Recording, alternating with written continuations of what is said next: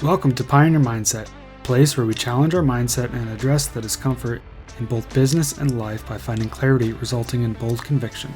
I'm your host, Garrett Ruskamp, fifth generation farmer, husband, and father from rural Nebraska. Whether you're navigating frustration from past decisions or worry about the uncertainty you face today in your business, we're going to learn from our struggles and take on new challenges with a resilient mindset. Join me as I share my journey of struggles I faced in agriculture as a farmer and family man. I'm ready to dive into honest conversations to tackle the mindsets surrounding key issues that rural ag business owners face that will ultimately help you gain control, leading to a profitable and sustainable business. Let's adapt to Pioneer Mindset and get to it.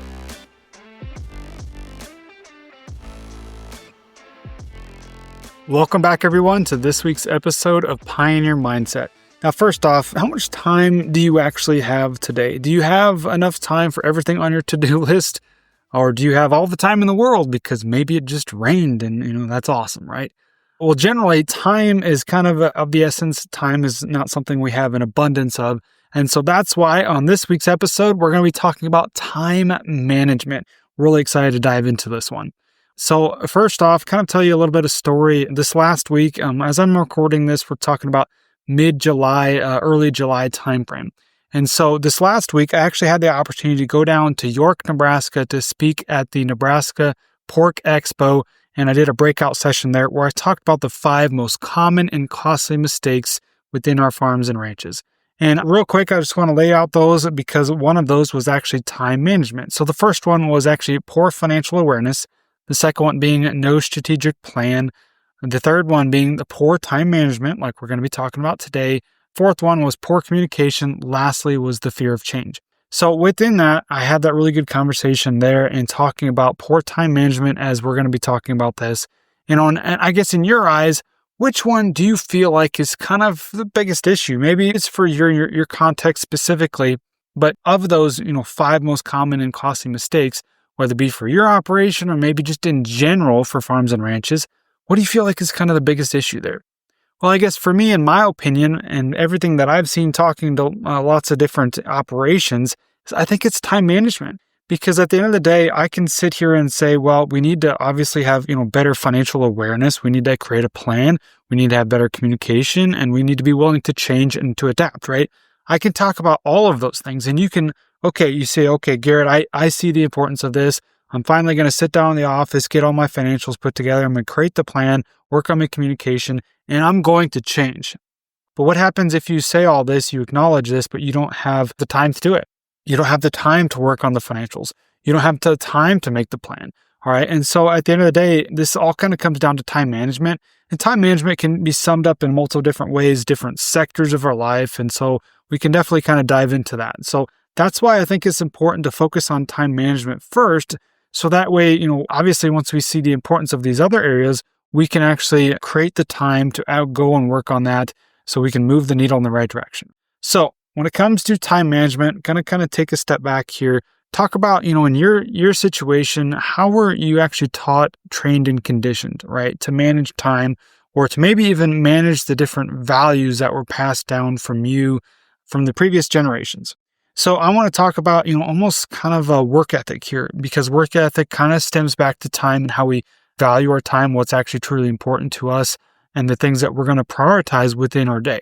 So in most cases, as we talk about the generations before us, that's where a lot of our values get passed down from, our parents, maybe even our grandparents, if you spend a lot of time with them. And so for us, kind of the generations that passed down, I'd say the generation that came before us, it was one of those from my dad's generation and even my grandpa's, was basically one of those things that where if you worked hard, you made a good living. And so that's one of those things where they valued hard work. And so one of those values that I truly hold to me is my work ethic, right? And being able to work hard and having that value. And I think it was one of those things where they always had something to do, always had chores to do. And so it was maybe one of those cases where they never actually had days off unless they were off the farm. Like you couldn't get a day off unless you physically left the farm, you got off the farm. And so that might be even holidays. In some cases, that might be Sundays. That might be just, there's always something to do. Even if it's the bare minimum, always doing chores. You look at the generation before us, most time they were diversified, so they had chores. That was kind of specifically with us. We always had livestock at some point or another. So we always had chores to do. Maybe we had hogs, maybe we had cattle, maybe we had chickens. And so we always had something to do, even on Sundays, even on holidays, even when it snowed, even when it rained, doesn't matter. Even when we were on vacation, somebody had to make sure they were around to take care of the livestock. So we always had something to do.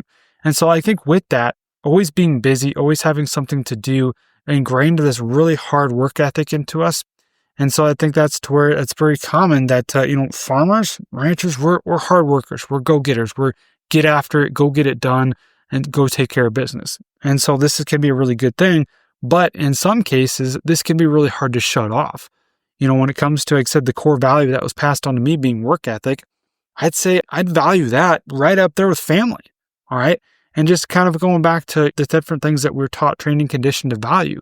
And work ethic for me, for whatever the reason, was one of those that just like, if you're not working hard, you're just kind of a lazy POS, right? And if you're not working hard, what is kind of where your worth come from? And so I think that's kind of where I was kind of shifting to this is ultimately, I think the moral of this story is that a lot of our worth actually comes from how much we work.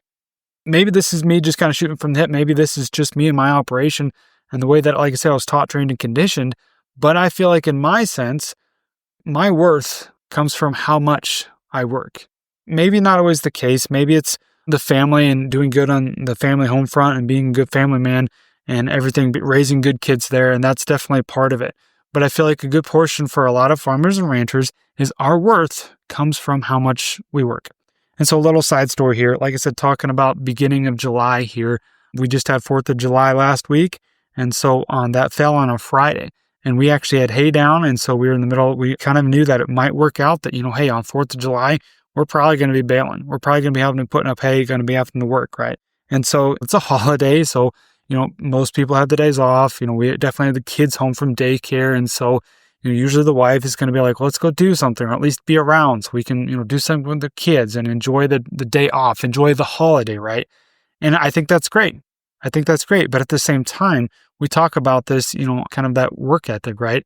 Well, if there's hay to be made, we need to go put it up. We need to make sure that we're getting after it, getting the work done. We're not letting that fall by the wayside. We're not afraid to shy away from work. We're not afraid to put in the hours, not afraid to get up early and get after it, right? And so I think in that same mindset, I think it's all about kind of one of those deals where I think when it comes back to this moral of our worth comes from how much we work, I think it's kind of the same thing there as how many hours do we actually put in. I feel like some of that actually comes down to is we feel like we're working harder than others when we're working when others aren't. All right. So a holiday, really good example. Sundays, really good example. I actually, back when we had the cows, back when we were always busy doing something, always had the chores to do, I never minded doing chores on a holiday or even a Sunday sometimes for that matter. Yes, it took away being with the kids. Yes, it usually made it harder for the wife and kids at home in the home front, and that was always kind of a challenge. But for me, physically working on a holiday, I never minded it because of this statement right here, is because you feel like sometimes you're working harder than others when you're working when others aren't. Kind of the early bird gets the worm, getting up early, getting after it when others aren't up yet, and you're just kind of doing your own thing, and you feel like you're maybe working harder than them when you're working when they are. And I keep saying that, but that ultimately comes back to that moral of our worth comes from how much we work, how hard we work, how much we're willing to get after, how many hours we put in, all right? And I hope this is kind of making sense to you and hitting home for you, because this is something that, like I said, I've been focusing on. And literally when we were 4th of July afternoon, getting after it, picking up bales, trying to get the alfalfa put up before it rained, before, fireworks 4th of July night, just getting after it. I'm literally thinking about this as I'm spending some time with myself, picking up bales after Dad got done baling and getting after it before it rained, and thinking to myself that how important the work ethic actually is to us and how we have a hard time shutting that off, because if we're not working, we feel like we're not worth anything, right? And so that's ultimately kind of the point that I'm trying to drive home here. So as we kind of shift this a little bit, we're generally busy. We're always busy, always have something to do, right? And I always have this phrase that I probably haven't coined it, but I've always said this to myself is I'd rather be busy than bored. And I'd say in most cases that's true. We'd rather be doing something. Even when we're not working, we'd rather be doing something around the house. We'd rather be doing something with the kids and just doing something. I have a hard time sitting still and shutting things down. And that's so very common. And so now a phrase that my dad always kind of says is, if I'm not doing something, there's something I'm not doing. Just once again, just kind of always one of those things where got to be doing something, got to be kind of working to some extent or doing something to make it feel like we're kind of worth it, right? Kind of get our kind of self-worth there. And so in this same regard, this brings up this phrase to me that I've heard, and I think this kind of plays right into what we just said about always being busy and always having to do something. Well, generally, when we run out of things to do, we are immediately tempted to fill our time. And most often, when we fill our time as farmers and ranchers, when we fill that time, we fill it with jobs that are low paying and physically demanding. And so I think this is very common to my dad, for example, and nothing wrong with him, nothing wrong with this statement if that's something that you've done before, but this is just kind of the matter of the facts, right? When my dad is bored and doesn't have anything to do, you're going to pick up a weed eater, going to go mow, or going to go do things that just kind of clean up around the place. And nothing wrong with that. But as we think about this, or maybe we generally, let's go buy some more cows, or maybe let's, when we're bored, this is a really good example, kind of side story here is, we used to calve in January, and we used to calve in that time frame, January, February. We always told ourselves, well, we got nothing else better to do. Let's calve that time of year. So we fill that void there, that kind of down period where we're less busy with something else to do. And not saying that it isn't worth our time, but it's generally physically demanding, and it's maybe a little bit lower paying. That's just kind of the way that we're taught, trained, and conditioned to do. So I think that's a very valid statement for a lot of us in agriculture, especially farmers and ranchers. Now, with being busy doesn't always mean that you're being effective, okay? And so that you're always getting a return on your time for the time well spent. Talking about time here and how valuable it is, how we can't get it back, how we need to manage our time better. So are you actually getting a return on your time? All right. You've always heard the phrase of ROI, of return on investment. What about ROT, return on time? I really throw that phrase out there a lot. I'm sure you've heard me say it, but we need to kind of bring this back home here. And are you actually getting a return on your time? Or are you constantly getting stuck working in the business on the day-to-day tasks rather than actually on the business, right? Rather than the things that will actually move the needle in the right direction, rather than on the finances, rather than on the plan, rather than on the time management, rather than on the communication and the fear of change, going back to those 5 most common and costly mistakes there. So with that, we talk about all of this, how we're managing our time. And, from that, it kind of begs this question of what happens if nothing changes? If we go back to the default mode and nothing changes and we just kind of keep time marches on, right? And, we don't change how we actually manage our time, how we actually prioritize our time, we need to ask ourselves what actually happens. And the reason we bring this up is, it kind of begs this question of why? Why do we need to change this? Why do we need to do something different? Why do we need to go about managing our time better? Well, in order to kind of bring about that question, we need to ask ourselves, what happens if nothing changes, right? So what happens if the default mode is everything stays the same as it is today? You're probably going to continue to have the same struggles, the same challenges, the same kind of roadblocks that you're currently having. So now what are those? What happens if nothing changes? So let's lay that out. Let's talk about this, right? All right. So if nothing changes, you're probably going to stay in this constant state of chaos and disorganization. Maybe you're going to constantly feel like you're constantly playing catch up or always maybe putting out fires. That's a very common one. And, always feel like we're just running around with different hats and we're running around with our head cut off, always putting out fires, especially if you got team members, always something that's going wrong that you're always trying to play catch up with. And that's another one there. You never feel like you're actually getting ahead or you're never actually going anywhere because you just feel like you're spinning your wheels, because you feel like you're just always putting out fires. You're never actually getting ahead. And that one there is a good way to kind of sum this up, is if nothing happens and nothing changes, you're going to feel like you're never moving the needle. All of a sudden, 10 years goes by, 20 years goes by, 40 years goes by, and you feel like you never actually got anywhere. You never actually moved the needle. You never actually gotten the things that you wanted to accomplish. You never actually set any goals and actually accomplished those goals, right? Now, maybe this is a bit extreme, but at the end of the day, we can all kind of resonate with this to some extent. Now, just to kind of a few more here to recognize that what happens if nothing changes, well, you're going to just kind of be in that increased burnout, or maybe that constant state of stress. And how many times do we come home at the end of the day and we vent to ourselves, maybe we vent to the dog, or, maybe we vent to the bottle, whatever the case is. And you're just filled with stress from the constant state of the chaos and the disorganization. And just that leads to all those days, they compound and they compound and they add up and they add up. The days and the weeks and the months and the years, they add up. And all of a sudden we've got increased burnout, right? Increased burnout, which can lead to all sorts of other things. It might lead to poor relationships.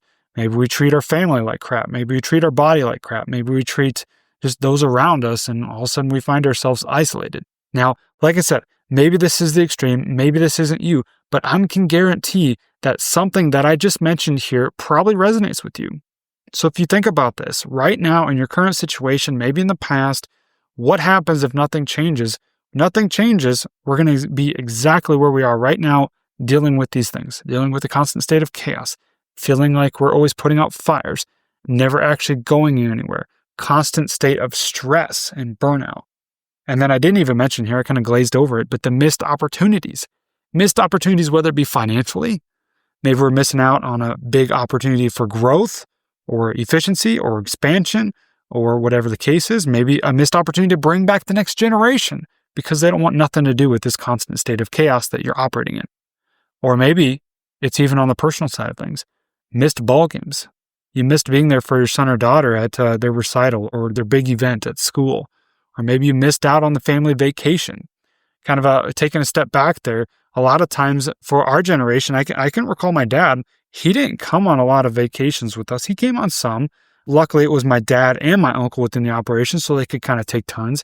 But generally, if it was a choice between my dad and my uncle staying back on the farm, taking care of the farm, holding the fort down, and taking care of the chores and the livestock and everything that needed to be done, my dad generally stayed behind. And I think that's part of that was because, not that he didn't necessarily have a choice. He could have said, screw it. We could have said, hey, let's find somebody else, a third party outside of the family to help take care of chores.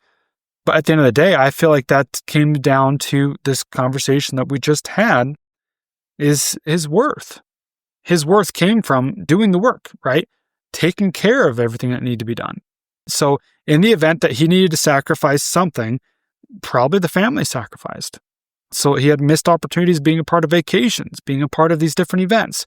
Now, not saying it was a bad childhood, not saying he didn't do the best that he could, but at the end of the day, when we have a choice as farmers and ranchers and business owners, and we have a choice to make whether we're going to get this work done, we're going to stay here, maybe not go on this vacation, or go on it, I feel like it's a real tug and pull there. Because yes, it should be an easy decision, family all day long, 100%. And like I said, not putting that down. But that's a real choice that we have to make. Okay, are we going to stay here and do this work, or are we going to go on this vacation? And for my dad, that happened a lot, where he stayed home and he just did the work. And like I said, nothing wrong with that. Not trying to fault him, but this is kind of the reality of this, that he missed some vacations because he stayed home and did the work, because the work had to be done, because the livestock needed to be tended to, whatever the case was. And so with that, like I said, trying to acknowledge these different things, these missed opportunities, and if nothing happens, we're going to continue to miss those opportunities. If we don't change, we're going to continue to miss out on maybe these different things here, right? And so I ran down a long list here, all right? And the big thing, I want to sum this up with one phrase here that I really, really like, and I want you to remember this, because I've quoted a lot of phrases here, and I've got a couple more, but this one is important as we sum up why we need to change, okay? This is by Benjamin Franklin here, really short and sweet. Lost time is never found again. So I'm going to repeat that as we think about why we need to change, why we need to actually focus on time management as farmers, ranchers, husbands, fathers, wives, and mothers, why we need to do this. Lost time is never found again. So really important one there as we shift this to, okay, now what can we do? We've talked about this. All right, Garrett, I get it. Okay. I want to change. I want to do something. I want to change my trajectory, right? I'm willing to do something. Now, what can we do? So let's talk about this. And first off, you're not alone in all of this. Between the field work, feeding the livestock, taking care of the family and the finances, all of this stuff, it's easy to feel like there's never enough time, right? But let's talk about some simple ways, some actionable steps that we can get back to controlling our time within our day-to-day. So first off here, number one, let's start with a plan. Let's start with a plan now, whether that's a quick morning meeting, kind of beating the guesswork out of the day. We're going to actually sit down and plan the day, or just even a weekly meeting. That's something in our operation that we've been really good about. And even during the busy seasons, we try to make this a priority. Sit down on Monday mornings for a Monday morning meeting. And it's usually just me and my dad, or maybe me and my wife for the couple different businesses that we run, right? And so sitting down and prioritizing, what does the week look like? All right. What do we have for even appointments? What do we have for scheduled on the calendar that we need to make sure that we're aware of, right? And so then what are the different tasks that need to be done? What's the highest priority? And then from there, let's plan out the week, right? Let's create a plan. Now, if in the middle of the week, things go haywire, the weather messes up our plan, we can always come back to it and we can always readjust, right? But no plan is worse than having a plan that gets messed up, right?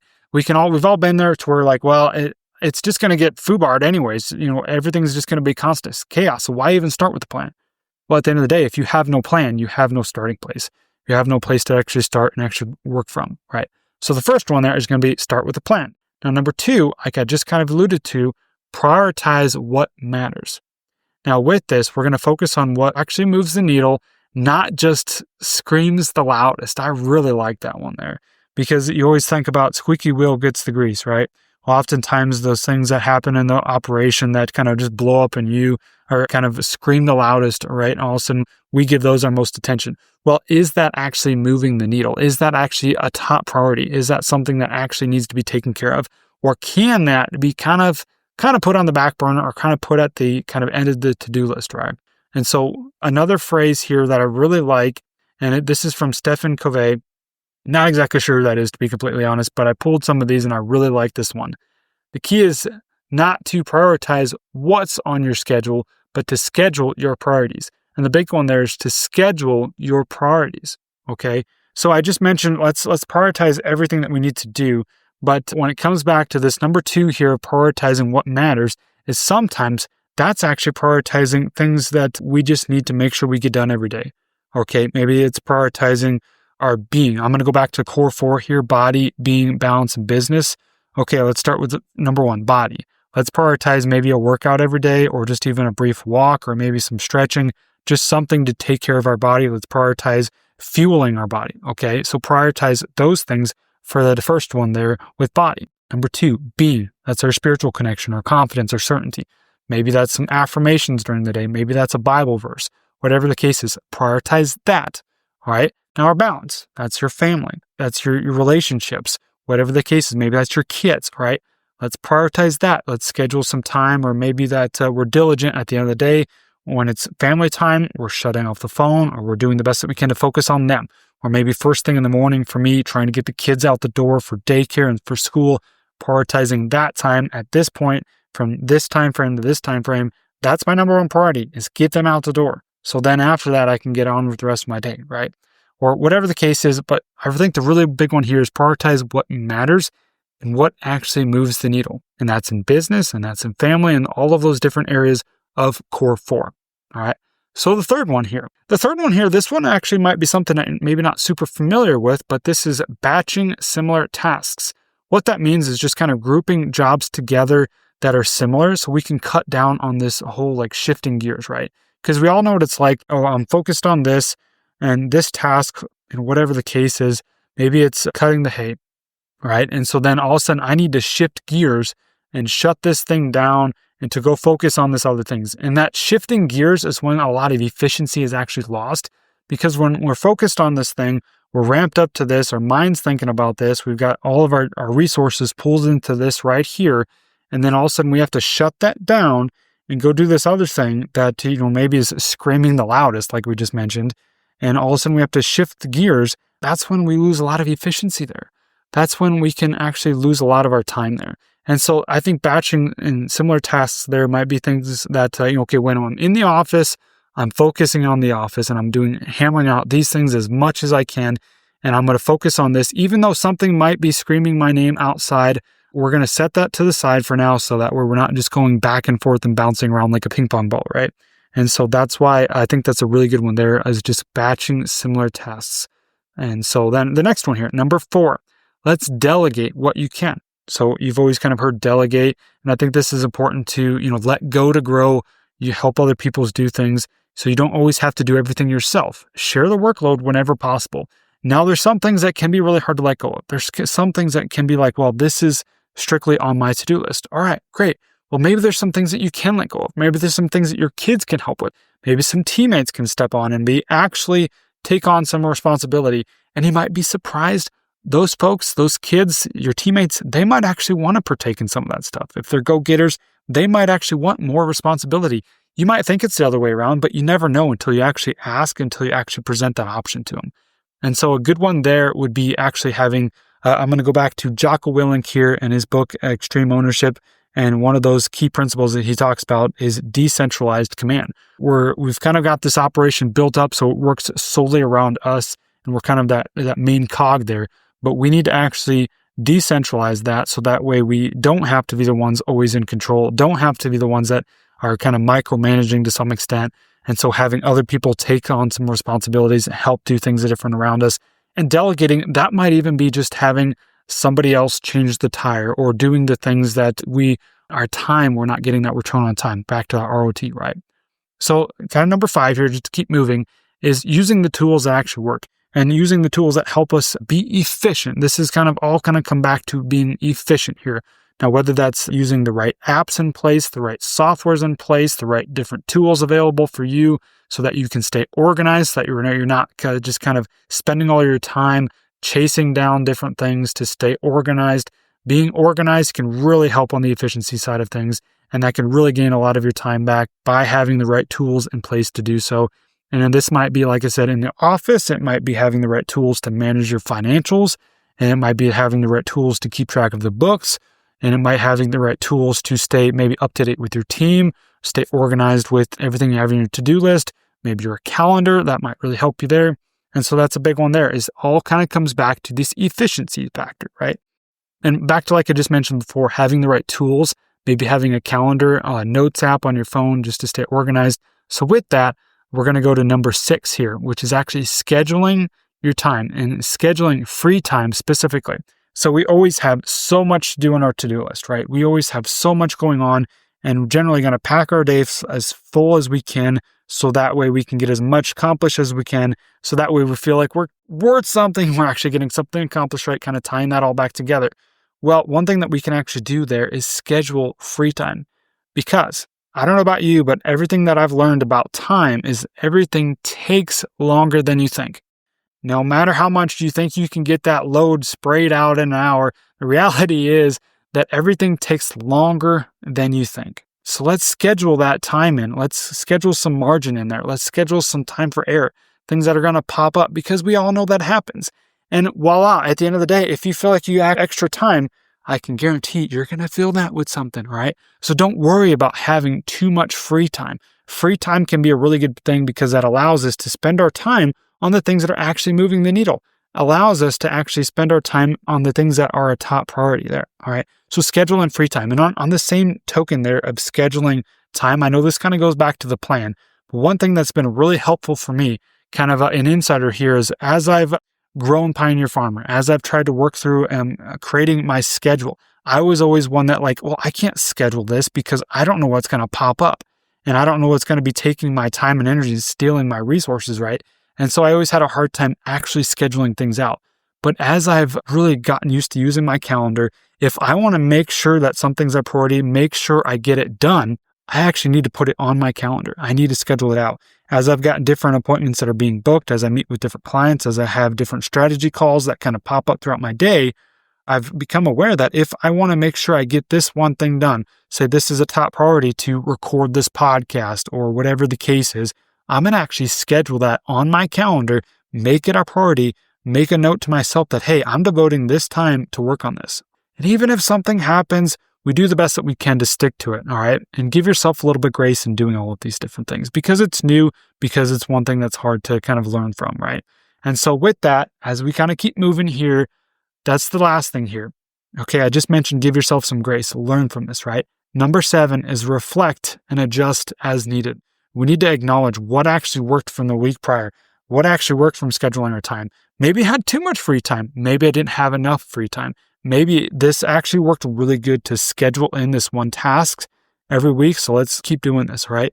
So the big thing here is because As we all know, as we go through life, we want to learn these lessons. Well, in order to do that, we need to actually reflect on what worked, what didn't work, what could have been better. So what can we do to make some kind of tweaks here so we can get the better results and kind of actually move that needle as we get to moving forward here. And the big thing to note here is this is not something that just kind of a flip of a switch and happens overnight.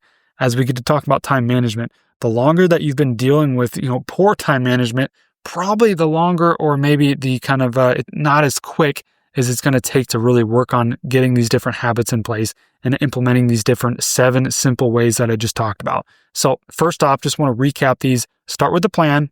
Number 1, prioritize what matters. Number 2, number 3, batch your tasks so we're not just shifting gears all the time.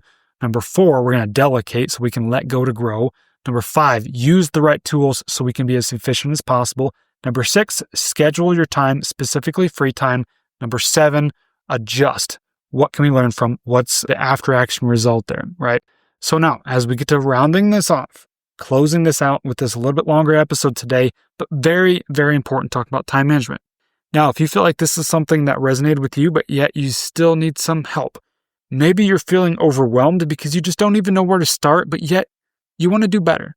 You want to be better as a husband, a father, a business owner, a wife, mother, whatever the case is.